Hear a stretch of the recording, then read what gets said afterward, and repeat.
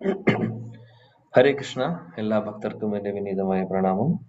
ശ്രീമദ് ഭഗവത്ഗീത അധ്യായം 4 നമ്മൾ പഠിക്കുന്നത്. 4-ാമത്തെ ചാപ്റ്ററിലെ 6-ാമത്തെ ശ്ലോകം നമുക്ക് നോക്കാം. ഭഗവാൻ കൃഷ്ണന്റെ ദിവ്യമായിട്ടുള്ള ആ ഒരു ഭഗവാന്റെ ഡിവൈൻ നേച്ചർ ആണ് ഈ ശ്ലോകങ്ങളിൽ പറയുന്നത്. അതേപോലെ തന്നെ ഭഗവാൻ അവതരിക്കുന്നതിന്റെ കാരണങ്ങളും ഇവിടെ ഈ ശ്ലോകങ്ങളിൽ പറയുന്നു. 5 മുതൽ 10 വരെയുള്ള ശ്ലോകങ്ങളിലാണ് നമുക്കിത് കാണാൻ സാധിക്കുന്നത്. ഇനിയിപ്പോൾ 6-ാമത്തെ ശ്ലോകത്തിൽ പറയുന്നത് എന്താണെന്ന് നോക്കാം.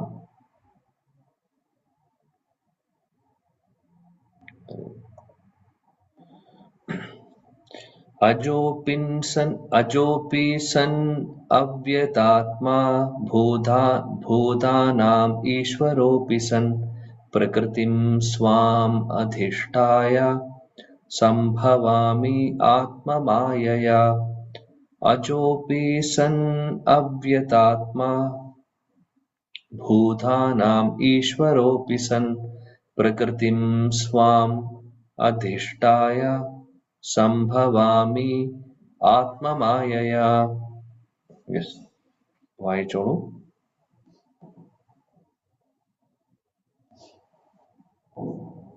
ഹരേ കൃഷ്ണ. അജോപി സന്ന അവ്യയാത്മാ ഭൂതാനാമീശ്വരോപി സൻ പ്രകൃതിം സ്വാമധിഷ്ഠായ സംഭവാമി ആത്മമായയാ. വേറെ ആരെങ്കിലും വായിക്കുന്നു? ഹരേ കൃഷ്ണ. അജോപി സാൻ അവ്യയാത്മാ ഭൂതാനാം ഈശ്വരോപി സാൻ പ്രകൃതിം സ്വാം അധിഷ്ഠായ സംഭവാമി ആത്മമായയാ.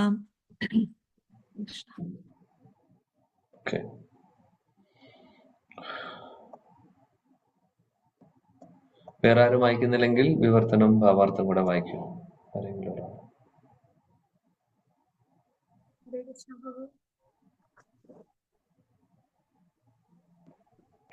എനിക്ക് പിറവിയില്ല, എന്റെ അതീന്ദ്രിയ ശരീരത്തിന് നാശം നേരിടുകയുമില്ല. ജീവജാലങ്ങൾക്കെല്ലാം അധിപതിയാണ് ഞാൻ. എന്നിരിക്കലും യുഗം തോറും എന്റെ ആദിമവും അതീന്ദ്രിയവുമായ രൂപത്തിൽ ഞാൻ അവതരിക്കുന്നു. ഭാവാർത്ഥം: തന്റെ ജന്മത്തിനുള്ള പ്രത്യേകതയെ ഭഗവാൻ വിവരിക്കുകയാണ്. കാഴ്ചയിൽ സാധാരണ മനുഷ്യനെ പോലെ ഇരുന്നാലും കഴിഞ്ഞുപോയ അസംഖ്യം ജന്മങ്ങളിലെ സംഭവങ്ങൾ അദ്ദേഹത്തിന് ഓർമ്മിക്കാൻ കഴിയും. മറിച്ച് സാധാരണ മനുഷ്യന് മണിക്കൂറുകൾക്ക് മുൻപ് താൻ ചെയ്തത് എന്തെന്ന് പോലും ഓർമ്മിക്കാൻ കഴിയുകയില്ല. തലേന്ന് ഇതേ സമയത്ത് എന്ത് ചെയ്യുകയായിരുന്നു എന്ന് ഒരാളോട് ചോദിച്ചാൽ പെട്ടെന്ന് ശരിയായൊരു ഉത്തരം പറയാൻ സാധാരണ മനുഷ്യന് പ്രയാസമായിരിക്കും. താൻ ഇതേ സമയത്ത് ഇന്നലെ ചെയ്തിരുന്നത് എന്തെന്ന് ഓർമ്മയിൽ വരുത്താൻ ഒരാൾക്ക് കുറേയേറെ ക്ലേശിക്കേണ്ടി വരും. എന്നിട്ടും മനുഷ്യൻ താൻ ഈശ്വരനാണ്, കൃഷ്ണനാണ് എന്നെല്ലാം മേന്മ പറയുവാൻ ധൈര്യപ്പെടുന്നു. ഇത്തരം നിരർത്ഥകമായ അവകാശവാദങ്ങളാൽ ആരും വഴിതെറ്റി പോകരുത്. തന്റെ ആകൃതിയെ പറ്റിയാണ് പിന്നെ ഭഗവാൻ പറയുന്നത്. പ്രകൃതി എന്ന നാമത്തിന് സ്വരൂപം അഥവാ തന്റേതായ രൂപം എന്ന് അർത്ഥമുണ്ട്. സ്വന്തം രൂപത്തിൽ താൻ അവതരിക്കുന്നു എന്ന് ഭഗവാൻ പ്രസ്താവിക്കുന്നു. സാധാരണ ജീവാത്മാക്കളെ പോലെ ഭഗവാൻ ഒരു ശരീരം വിട്ട് മറ്റൊന്നിലേക്ക് ബദ്ധരായ ജീവാത്മാക്കൾക്ക് ഈ ജന്മത്തിലുള്ള ശരീരമാവില്ല. അടുത്ത ജന്മത്തിൽ ഭൗതിക ലോകത്തിൽ ജീവന് സ്ഥിരമായൊരു ശരീരമില്ല. അത് ഒന്നിൽ നിന്ന് മറ്റൊന്നിലേക്ക് സഞ്ചരിച്ചു കൊണ്ടിരിക്കും. ഭഗവാൻ അങ്ങനെ ചെയ്യുന്നില്ല. ഭഗവാൻ അന്തരംഗ ശക്തി കൊണ്ട് തന്റേതായ ആദിമ സ്വരൂപത്തിൽ തന്നെയാണ് അവതരിക്കുന്നത്. ഈ ഭൗതിക ലോകത്തിൽ ശാശ്വതവും ആദിമവുമായ തന്റെ രൂപത്തിൽ ദ്വിഭുജങ്ങളോടെയും ഓടക്കുള്ളേന്തിയും കൊണ്ട് അദ്ദേഹം പ്രത്യക്ഷപ്പെടുന്നു. പ്രാപഞ്ചിക മാലിന്യങ്ങൾ ഏശാത്ത അദ്ദേഹത്തിന്റെ അനശ്വര ശരീരമാണത്. അതേ അതീന്ദ്രിയ അധികാരത്തോടെയാണ് ആവിർഭവിക്കുന്നതെങ്കിലും സർവ്വലോകാധിപതിയാണെങ്കിലും അദ്ദേഹം ഒരു സാധാരണ മനുഷ്യനെ പോലെ പിറന്നതായി തോന്നിക്കുന്നു. ഭൗതിക ശരീരത്തിന് എന്ന പോലെ അദ്ദേഹത്തിന്റെ ശരീരത്തിന് നാശം സംഭവിക്കുന്നില്ല. ശ്രീകൃഷ്ണ ഭഗവാൻ ബാല്യത്തിൽ നിന്ന് കൗമാരത്തിലേക്കും പിന്നീട് യൗവനത്തിലേക്കും വളരുന്നതായി തോന്നുന്നുവെങ്കിലും ആശ്ചര്യമെന്ന് പറയട്ടെ, അദ്ദേഹത്തെ വാർദ്ധക്യം ബാധിക്കുന്നതേയില്ല. കുരുക്ഷേത്ര യുദ്ധം നടന്ന കാലത്ത് അദ്ദേഹത്തിന് അനേകം പേരക്കുട്ടികൾ ഉണ്ടായിരുന്നു. കാലഗണന പ്രകാരം ഭഗവാൻ വാർദ്ധക്യത്തിലെത്തിയിരുന്നതാണ് താൻ. എന്നിട്ടും 20-25 വയസ്സിൽ കവിയാത്ത ഒരു യുവാവിനെ പോലെ കാണപ്പെട്ടു. വൃദ്ധനായ കൃഷ്ണന്റെ ഒരൊറ്റ ചിത്രം പോലും നാം കണ്ടിട്ടില്ല. അദ്ദേഹത്തിന് നമ്മെ പോലെ വാർദ്ധക്യം ബാധിക്കില്ലെന്നതാണ് ഇതിന് കാരണം. പക്ഷേ ഭൂതഭാവി വർത്തമാനങ്ങൾ ഉൾപ്പെടെ പ്രപഞ്ച സർഗത്തിലെങ്ങും അദ്ദേഹമാണ് ഏറ്റവും വയസ്സ് കൂടിയ വ്യക്തി. ആ ശരീരത്തിനും ബുദ്ധിക്കും ക്ഷയമോ നാശമോ ഇല്ല. അതുകൊണ്ട് ഭൗതിക ലോകത്തിലായിരുന്നാലും കൃഷ്ണൻ അതേ സച്ചിദാനന്ദ വിഗ്രഹനും അജനുമാണെന്നും അതീന്ദ്രിയമായ ആ ശരീരത്തിനോ ബുദ്ധിക്കോ യാതൊരു മാറ്റവും സംഭവിക്കുന്നില്ലെന്നും വ്യക്തമാകുന്നുണ്ട്. സൂര്യൻ ഉദിക്കുകയും നമ്മുടെ കൺമുന്നിലൂടെ നീങ്ങി ഒടുവിൽ അസ്തമിക്കുകയും ചെയ്യുന്നത് പോലെയാണ് അദ്ദേഹത്തിന്റെ ആവിർഭാവ തിരോഭാവങ്ങൾ. സൂര്യൻ ദൃഷ്ടിയിൽ നിന്ന് മറയുമ്പോൾ അസ്തമിച്ചുവെന്നും കൺമുന്നിൽ നിൽക്കുമ്പോൾ ചക്രവാളത്തിൽ ഉണ്ടെന്നും നമുക്ക് തോന്നുന്നു. വാസ്തവത്തിൽ സൂര്യൻ സ്വസ്ഥാനത്ത് തന്നെയാണ് എപ്പോഴും. വികലങ്ങളായ നമ്മുടെ ഇന്ദ്രിയങ്ങളുടെ പോരായ്മകൾ കൊണ്ടാണ് ആകാശത്തുദിച്ചതായും പിന്നെ മറഞ്ഞതായും തോന്നിയത്. ഭഗവാന്റെ ആവിർഭാവ തിരോഭാവങ്ങൾ ഒരു സാധാരണ ജീവാത്മാവിൻ്റെതിൽ നിന്ന് തികച്ചും വ്യത്യസ്തങ്ങളാണ്. അതിനാൽ അദ്ദേഹം അന്തരംഗ ശക്തിയാൽ സച്ചിദാനന്ദ സ്വരൂപനാണെന്നും ഭൗതിക പ്രകൃതിയിലെ മാലിന്യങ്ങൾ അദ്ദേഹത്തെ ഒരിക്കലും ബാധിക്കുകയില്ലെന്നും വ്യക്തമാകുന്നുണ്ട്. അജനാണെങ്കിലും ഭഗവാൻ അസംഖ്യം രൂപങ്ങൾ കൈക്കൊള്ളുന്നത് പോലെ തോന്നിക്കുന്നുവെന്ന് വേദങ്ങളും സ്ഥിരീകരിക്കുന്നു. അദ്ദേഹം പിറവിയെടുക്കുന്നുവെന്ന് തോന്നിക്കുമ്പോഴും തന്റെ യഥാർത്ഥ സ്വരൂപത്തിന് മാറ്റം വരുന്നില്ലെന്ന് വേദങ്ങളെ തുടർന്ന് പറയുന്നുണ്ട്. ചതുർഭുജനും ഷഡൈശ്വര്യ സമ്പന്നനുമായ നാരായണനായിട്ടാണ് കൃഷ്ണൻ തന്റെ അമ്മയ്ക്ക് പ്രത്യക്ഷനായതെന്ന് ശ്രീമദ് ഭാഗവതം പറയുന്നുണ്ട്. ആദിമവും സനാതനവുമായ സ്വന്തം രൂപത്തിലുള്ള ഭഗവാന്റെ ആവിർഭാവം ജീവാത്മാക്കൾക്ക് ചൊരിഞ്ഞ അവിടത്തെ അഹൈതുക കാരുണ്യമാണ്. അങ്ങനെ അവർക്ക് ഭഗവാനിൽ തന്നെ ശ്രദ്ധ കേന്ദ്രീകരിക്കാം. അവ്യക്തിഗതവാദികൾ തെറ്റിദ്ധരിക്കുന്നത് പോലെ ഭാവനയിലോ ഊഹാപോഹങ്ങളിലോ അധിഷ്ഠിതമായവയല്ല ഭഗവാനിൽ ശ്രദ്ധ കേന്ദ്രീകരിക്കേണ്ടത്. മായ അഥവാ ആത്മമായ വിശ്വകോശ നിഘണ്ടു പ്രകാരം ഭഗവാന്റെ അഹൈതുക കാരുണ്യം എന്നർത്ഥമാക്കുന്നു. തന്റെ പൂർവ്വ ആവിർഭാവ തിരോഭാവങ്ങളെ കുറിച്ചെല്ലാം ഭഗവാന് ഓർമ്മയുണ്ട്. ഒരു സാധാരണ ജീവനാകട്ടെ മറ്റൊരു ശരീരം എടുക്കുമ്പോൾ പൂർവ്വ ശരീരത്തെക്കുറിച്ച് എല്ലാം മറന്നുപോകുന്നു. ജീവജാലങ്ങളുടെ എല്ലാം അധിപതിയാണ് ഭഗവാൻ കൃഷ്ണൻ. ഭൂലോകത്തിലിരിക്കെ ആശ്ചര്യകരങ്ങളും മനുഷ്യ സാധ്യമല്ലാത്തതുമായ പ്രവർത്തനങ്ങളാണ് അദ്ദേഹം ചെയ്തത്. അവിടുന്ന് എന്നെന്നും നിരപേക്ഷത്വ മൂർത്തിയത്രേ. തന്റെ ആകൃതിയും സത്തയും വ്യത്യസ്തമല്ല, ശരീരവും തദ്ഗുണവും വിഭിന്നമല്ല. എന്തിനു വേണ്ടി ഭഗവാൻ ഈ ലോകത്തിൽ ആവിർഭവിക്കുകയും മറയുകയും ചെയ്യുന്നു എന്നൊരു പ്രശ്നം ഇവിടെ വരുന്നുണ്ട്. ഉത്തരം അടുത്ത ശ്ലോകത്തിൽ വിവരിക്കുന്നുണ്ട്.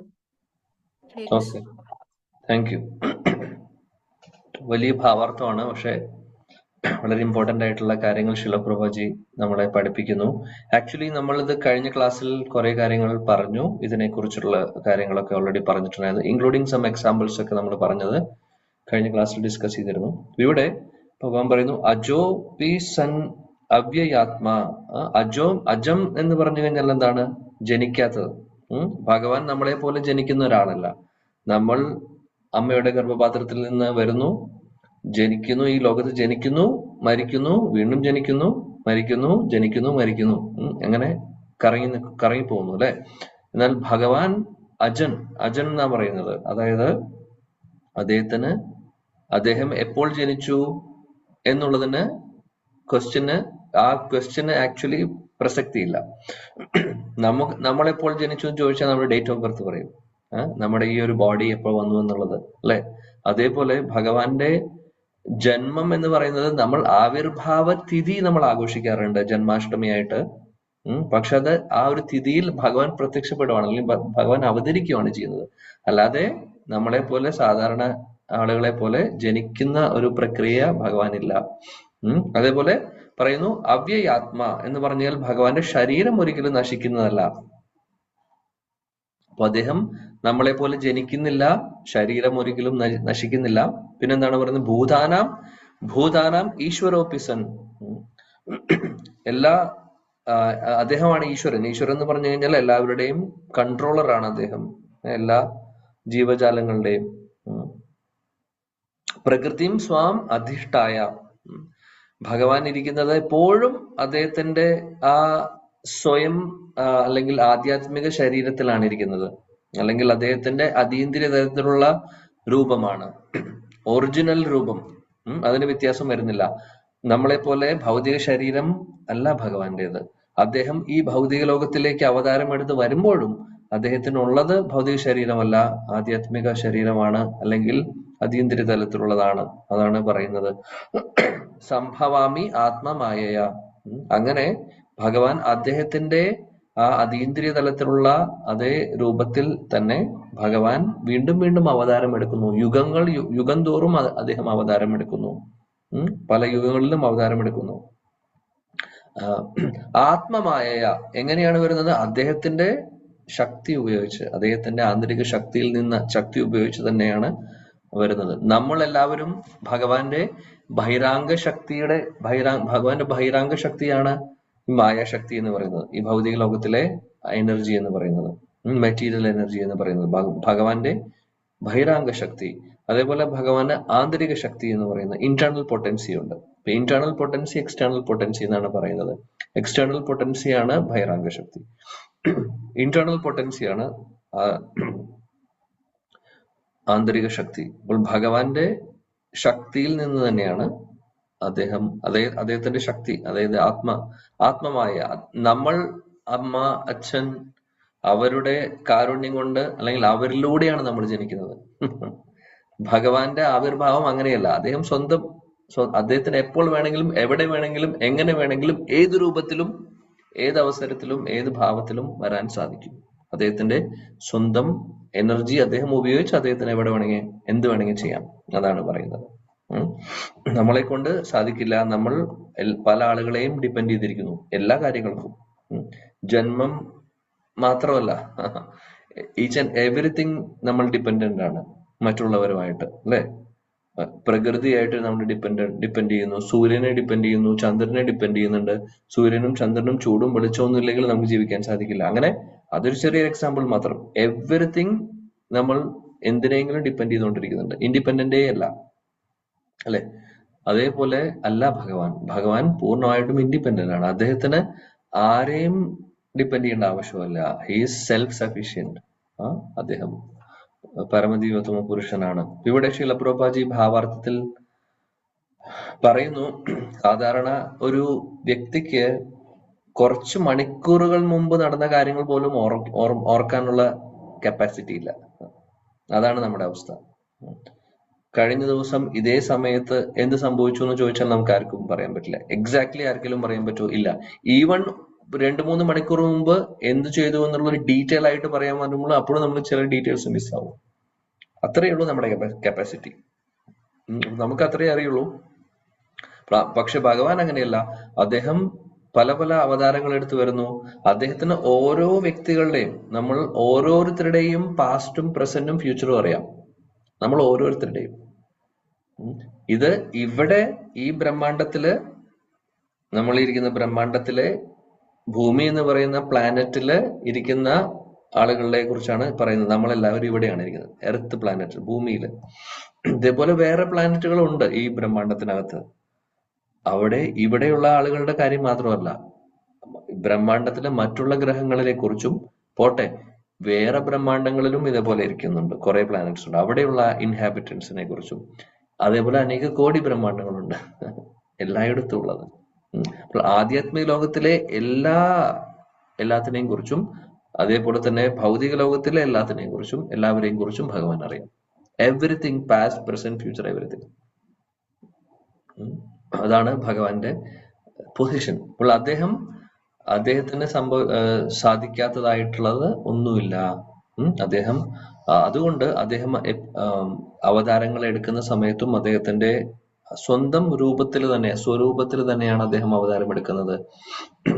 അദ്ദേഹം ശരീരം മാറി വേറെ ശരീരം തൽക്കാലം ഈ ഭൗതിക ലോകത്തിലേക്ക് വരുമ്പോൾ, നമുക്കറിയാം നമ്മൾ ഓരോരുത്തരും ജീവാത്മാക്കളാണ്. ശരി, ഭഗവാന്റെ പോലെ തന്നെ സച്ചിദാനന്ദമാണ് സ്വരൂപം ശരിക്കും പറയുകയാണെങ്കിൽ ആത്മാവിന്റെ.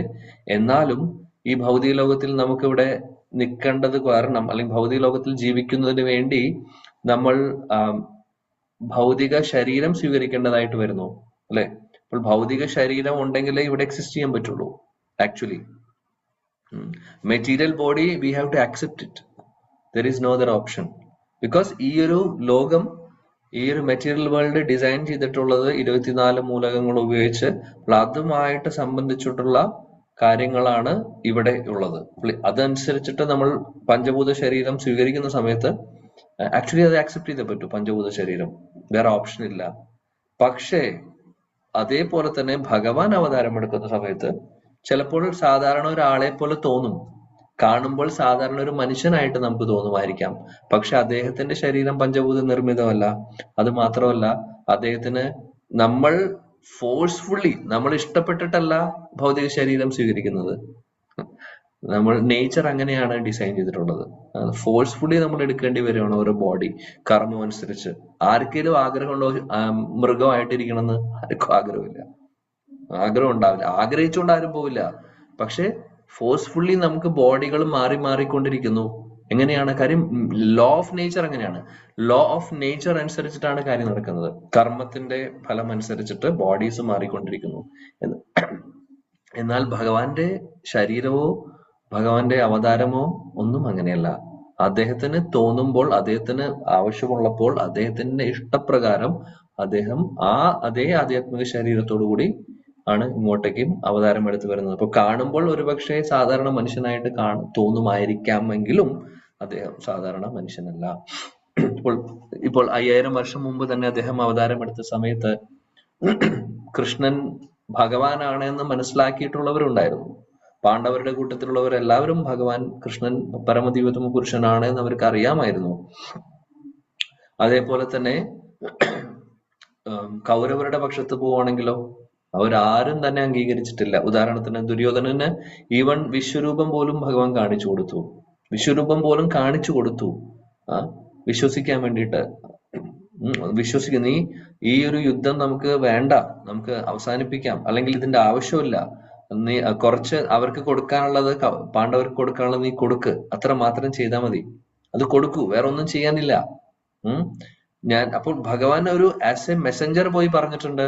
പിന്നെ അതേപോലെ തന്നെ ഞാൻ പറയുന്നത്, ഞാൻ ഭഗവാനാണ് എന്ന് പറഞ്ഞിട്ട് പോലും ദുര്യോധനൻ പറയുന്നു നീ വെറും ഒരു മായാവിയാണ്, നീ ഒരു മായാജാലക്കാരനാണ്, ഒരു മാജീഷ്യൻ ആണ്, അല്ലാതെ ഭഗവാനാണെന്ന് പറഞ്ഞു കഴിഞ്ഞാൽ വിശ്വസിക്കാൻ പറ്റില്ല എന്നാണ് പറയുന്നത്. നിനക്ക് മാജിക് അറിയാം, അപ്പൊ മാജിക്കിന്റെ ഭാഗമായിട്ടാണ് വിശ്വരൂപം കാണിക്കുന്നതെന്നാണ് ദുര്യോധനൻ പറയുന്നത്. അപ്പൊ ഒന്ന് ആലോചിച്ച് നോക്കൂ, കൃഷ്ണൻ വിശ്വരൂപം കാണിച്ചിട്ടും വിശ്വസിക്കുന്നില്ലെങ്കിൽ അദ്ദേഹത്തിന്റെ ആ ഒരു കണ്ടാമിനേഷൻ എത്രയായിരിക്കും?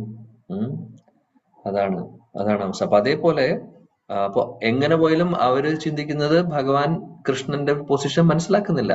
അതേപോലെ പലവരും കൃഷ്ണൻ അവതാരം എടുത്ത് വരുമ്പോൾ സാധാരണ മനുഷ്യനായിട്ട് വിചാരിക്കുന്നു, ഓ നമ്മളെ പോലെ വേറൊരാള്, അത്രയേ ഉള്ളൂ. പക്ഷെ അങ്ങനെയല്ല. അതാണ് ഇവിടെ വീണ്ടും വീണ്ടും എടുത്തു പറയുന്നു ശ്രീല പ്രഭുജി. അദ്ദേഹം അതീന്ദ്രിയ ശരീരത്തോട് കൂടിയിട്ട് തന്നെയാണ് അവതാരങ്ങൾ എടുക്കുമ്പോൾ വരുന്നത്. പിന്നെ ഇവിടെ ഉദാഹരണം പറയുന്നു, കുരുക്ഷേത്ര യുദ്ധക്കളത്തിൽ അദ്ദേഹം യുദ്ധം ചെയ്യുന്ന സമയത്ത്, അല്ലെങ്കിൽ അദ്ദേഹം യുദ്ധം ചെയ്യാന്ന് പറഞ്ഞാൽ അതിൽ പാർട്ടിസിപ്പേറ്റ് ചെയ്യുന്ന സമയത്ത്, അല്ലെങ്കിൽ ആ ഒരു സമയത്ത് അദ്ദേഹത്തിന് മക്കളും മക്കളുടെ മക്കളും ഒക്കെ ഉണ്ടായിരുന്ന സമയമാണ്. പക്ഷെ അദ്ദേഹം 18-20 വയസ്സുള്ള ഒരു യുവാവിന്റെ പോലെയാണ് അദ്ദേഹത്തിന്റെ ശരീരമാണെങ്കിലും രൂപമാണെങ്കിലും ഉണ്ടായിരുന്നത്. അദ്ദേഹം വയസ്സാവുന്നതായിട്ട് നമ്മൾ കണ്ടിട്ടില്ല, അങ്ങനെ ഒരു ഫോട്ടോയും കണ്ടിട്ടില്ല, അങ്ങനെ എന്തായാലും സംഭവിക്കില്ല. മനുഷ്യരെ പോലെ ഭഗവാൻ അങ്ങനെ ബോഡി ട്രാൻസ്ഫർമേഷൻ എന്ന് പറയുന്ന സംഭവമില്ല. Is always eternal, always young.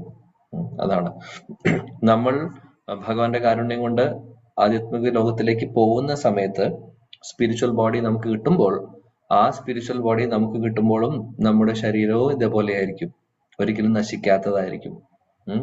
അതേപോലെ പ്രായം ആയി മരിക്കുന്ന ഒരു അവസ്ഥയൊന്നും ഉണ്ടാവില്ല.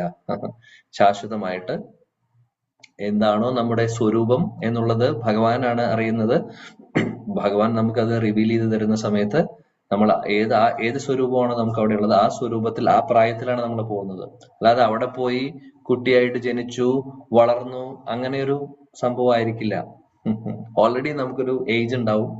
ആ ഒരു ഏജിൽ, അത് ഏത് ഏജ് ആയിരിക്കും എന്ന് നമുക്കറിയില്ല. ചിലപ്പോൾ മുതിർന്ന യശോദ റാണിയുടെ ഫ്രണ്ട്സ് ഉണ്ട്, ഗോപസ്ത്രീകൾ, കൃഷ്ണന്റെ അമ്മമാരെ പോലുള്ളവർ. ചിലപ്പോൾ അങ്ങനെയുള്ള ഭാവത്തിലാണെങ്കിൽ നമ്മൾ ഡയറക്ട്ലി ആ ഒരു അങ്ങനെയാണ് നമ്മൾ അവിടെ എൻ്റർ ചെയ്യുന്നത്. ഇനി അതല്ല സഖാക്കളാണെങ്കിൽ അങ്ങനെ പക്ഷെ അപ്പോൾ ഞാൻ പറയുന്നത് ആധ്യാത്മിക ലോകത്തിലെ കാര്യമാണ്. അവിടെ പറയുന്നത് എന്താണെന്ന് വെച്ചാൽ എല്ലാം ശാശ്വതമാണ്. അവിടെ ഒന്നും നശിക്കുന്നില്ല, എല്ലാം ശാശ്വതമാണ്. ആ ആധ്യാത്മിക ലോകം ശാശ്വതമാണ്. അവിടെയുള്ള ഓരോ വ്യക്തികളും എറ്റേണൽ ആണ്. അവിടെയുള്ള മരങ്ങളാവട്ടെ, ചെടികളാവട്ടെ, പക്ഷികളാവട്ടെ, മൃഗങ്ങളാവട്ടെ, എല്ലാം. കാര്യം അവരെല്ലാവരും ഭഗവാന്റെ ഭക്തരാണ്. കാര്യം ഭഗവാന്റെ പാസ്റ്റ് ടൈമിൽ കൂടാൻ വേണ്ടിയിട്ട് വന്നിട്ടുള്ളവരാണ്. അവിടെ ഒരു ചെടി ആവണമെങ്കിലും ആവണമെങ്കിലും കൽപ്പവൃക്ഷം ആവണമെങ്കിലും സാധാരണ ഒരു കാര്യമാണെന്നാണ് വിചാരിക്കുന്നത്. കാര്യം അല്ല, അതൊക്കെ ശാന്തരസത്തിലുള്ള ഭഗവാനെ സെർവ് ചെയ്യുന്നതാണ്. പറയുമ്പോൾ ശാസ്ത്രങ്ങളിൽ പറയുന്നു, ശ്രീല റൂപ ഗോസ്വാമി, ഭഗവാനെ നമുക്ക് അഞ്ച് രീതിയിൽ നമുക്ക് ഭഗവാനുമായിട്ട് റിലേഷൻ ഉണ്ടാവാം. 1 ശാന്തരസം, 2 സഖ്യരസം, 2 ദാസ്യരസം, 3 സഖ്യരസം, 4 വാത്സല്യരസം, 5 മാധുര്യം. അതിലെ ശാന്തരസത്തിലാണ് മൃഗങ്ങളും ചെടികളും പൂക്കളും മരങ്ങളും ഒക്കെ വരുന്നത്. അവരും സെർവ് ചെയ്യുന്നു ഭഗവാനെ. പക്ഷെ അവരും ഓരോ വ്യക്തികളാണ്, ഓരോ പേഴ്സണാലിറ്റീസ് ആണ്. അവർക്കും സംസാരിക്കാം. മരങ്ങളും സംസാരിക്കുന്നു, ചെടികൾ സംസാരിക്കുന്നു. നമ്മൾ എവിടെയെങ്കിലും കേട്ടിട്ടുണ്ടോ? കൃഷ്ണൻ പോയി അവരോട് സംസാരിക്കും, അവർ റിപ്ലൈയും കൊടുക്കും. അങ്ങനെയാണ്. കൃഷ്ണൻ മൃഗങ്ങളോട് സംസാരിക്കും, പശുക്കളോട് സംസാരിക്കും, കുരങ്ങന്മാരോട് സംസാരിക്കും. അവരെ റെസ്പോൺസും കൊടുക്കും, റിപ്ലൈയും കൊടുക്കും. അപ്പൊ ഇവിടുത്തെ പോലത്തെ സംഭവമേ അല്ല അവിടെ. അത് മനസ്സിലാക്കുക. അപ്പോൾ അത് ശാന്തരസത്തിലുള്ളവര്, പിന്നെ ദാസ്യരസത്തിലുള്ളവര്, സെർവൻ മൂഡിലുള്ളവര്, അതേപോലെ വാത്സല്യ രസത്തിലുള്ളവർ, അച്ഛന്റെയും അമ്മയുടെയും പോലെ വാത്സല്യ ഭാവത്തിലുള്ളവര്, സഖ്യഭാവം സുഹൃത്തുക്കളെ പോലെ, അതേപോലെ മാധുര്യ രസം എന്ന് പറഞ്ഞു കഴിഞ്ഞാൽ ഭഗവാൻ ഭർത്താവിനെ പോലെയോ കാമുകനായിട്ടോ അല്ലെങ്കിൽ അങ്ങനെയുള്ള ഭാവം. കാമുകൻ ഉദ്ദേശിക്കുന്നത് ഇവിടുത്തെ ഭൗതിക ലോകത്തിലെ കാമുകിയല്ല, ഒരു ലവർ, അല്ലെങ്കിൽ ആ ഒരു ഭഗവാനെ ഏറ്റവും കൂടുതൽ ഇഷ്ടപ്പെടുന്ന വ്യക്തി എന്നുള്ള രീതിയിൽ അതിൽ ഫ്രണ്ട്ഷിപ്പും ഉണ്ട്. അതാണ് മാധുര്യരസത്തിന്റെ പ്രത്യേകത എന്ന് പറഞ്ഞു കഴിഞ്ഞാൽ ബാക്കിയുള്ള 4 ഭാവങ്ങളും മാധുര്യരസത്തിൽ വരുന്നുണ്ട്. ശ്രീല റൂപ ഗോസ്വാമി അത് എക്സ്പ്ലെയിൻ ചെയ്യുന്നു. മാധുര്യരസം ഹയസ്റ്റ് എന്ന് പറയുന്ന കാരണം എന്താണെന്ന് വെച്ചാൽ അതിൽ വാത്സല്യരസവും വരുന്നു, സഖ്യരസവും ഉണ്ട്. കാര്യം ഓരോ സമയത്ത് ഓരോ മൂഡായിരിക്കും. അങ്ങനെയാണ് ആ മാധുര്യ രസത്തിൽ ഗോപികമാർക്ക് കൃഷ്ണനോടുള്ള റിലേഷൻഷിപ്പ് എങ്ങനെയാണോ അതിൽ വരുന്നത്. ചിലപ്പോൾ അവർ പിണങ്ങും, ചിലപ്പോൾ സെർവന്റിന്റെ പോലെ ആയിരിക്കും, ചിലപ്പോൾ വാത്സല്യ ഭാവത്തിലായിരിക്കും, ചിലപ്പോൾ സുഹൃത്തുക്കളെ പോലെ അങ്ങോട്ടും ഇങ്ങോട്ടും അടികൂടുക എന്ന് പറഞ്ഞ് വാക്ക് തർക്കങ്ങൾ ചെയ്യും, ഡിബേറ്റുകൾ ചെയ്യും. ഇതൊക്കെ നടക്കുന്നതാണ് അവിടെ. അങ്ങനെ അതാണ് ആധ്യാത്മിക ലോകത്തിലെ കാര്യങ്ങൾ. അപ്പൊ നമുക്ക് അവിടെ പോകുമ്പോഴും ആധ്യാത്മിക ശരീരം കിട്ടുന്നു. ഇപ്പോൾ നമ്മൾ ഇരിക്കുന്നത് ഭൗതിക ശരീരത്തിലാണ്, നശിക്കുന്ന ശരീരമാണ്. ഇവിടെ ഭഗവാന്റെ അവതാരത്തെ കുറിച്ച് പറയുന്നു.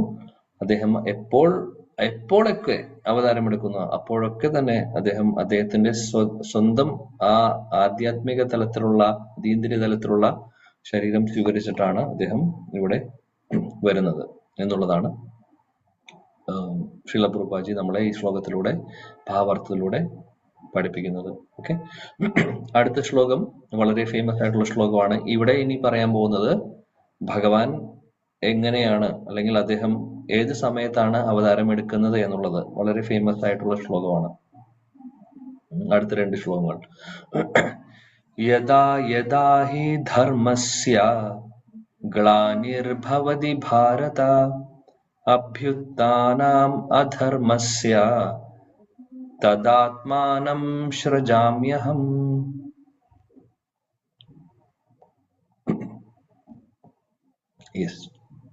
ഹരേ കൃഷ്ണ പ്രഭു. യദാ യദാ ഹി ധർമ്മസ്യ ഗ്ലാനിർഭവതി ഭാരത അഭ്യുത്ഥാനമധർമ്മസ്യ തദാത്മാനം സൃജാമ്യഹം. ഹരേ കൃഷ്ണ. ഹരേ കൃഷ്ണ. യദാ യദാ ഹി ധർമ്മസ്യ ഗ്ലാനിർഭവതി ഭാരത അഭ്യുത്ഥാനമധർമ്മസ്യ തദാത്മാനം സൃജാമ്യഹം. ഹരേ കൃഷ്ണ പ്രഭുജി. യദാ യദാ ഹി ധർമ്മസ്യ ഗ്ലാനിർഭവതി ഭാരത അഭ്യുത്ഥാനമധർമ്മസ്യ തദാത്മാനം സൃജാമ്യഹം. ഹരേ കൃഷ്ണ. യദാ യദാ ഹി ധർമ്മസ്യ ഗ്ലാനിർഭവതി ഭാരത അഭ്യുത്ഥാനമധർമ്മസ്യ തദാത്മാനം സൃജാമ്യഹം. ഹരേ കൃഷ്ണ. ഹരേ കൃഷ്ണ. യഥാ യഥാ ഹി ധർമ്മസ്യ ഗ്ലാനിർഭവതി ഭാരത അഭ്യുത്ഥാനമധർമ്മസ്യ തഥാത്മാനം സൃജാമ്യഹം. ഹരേ കൃഷ്ണ. ഓക്കെ, ഹരേ കൃഷ്ണ. വായിക്കും. യഥാ യഥാ യഥാ ഹി ധർമ്മസ്യ ഗ്ലാനിർഭവതി ഭാരത അഭ്യുത്ഥാനം അധർമ്മസ്യ തദാത്മാനം സജാമ്യഹം. ഹരേ കൃഷ്ണ. യഥാ യഥാ ഹി ധർമ്മസ്യ ഗ്ലാനിർഭവതി ഭാരത അഭ്യുത്ഥാനമധർമ്മസ്യ തദാത്മാനം സൃജാമ്യഹം. ഓക്കെ ഓക്കെ, വിവർത്തനം ഭാവാർത്ഥം ആരെങ്കിലും ഒരാൾ വായിക്കൂ.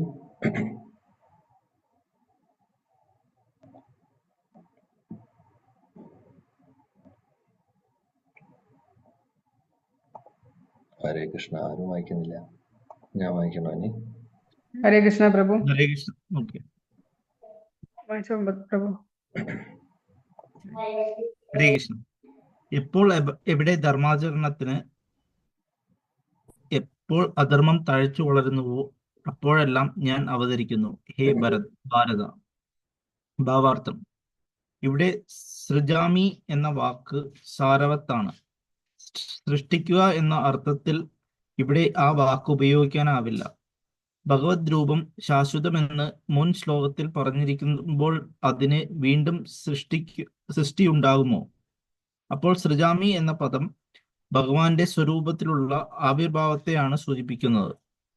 ബ്രഹ്മാവിന്റെ ഒരു ദിവസത്തിൽ 7ാമത്തെ മന്വന്തരത്തിൽ 28ാം ചതുർയുഗത്തിൽ ദ്വാപരയുഗത്തിൽ മുറയ്ക്ക് ഭഗവാൻ അവതരിക്കുന്നു. എന്നാൽ അവിടത്തേക്ക് അത്തരം പ്രമാണങ്ങളെയോ നിബന്ധനകളെയോ അനുസരിക്കേണ്ടതില്ല.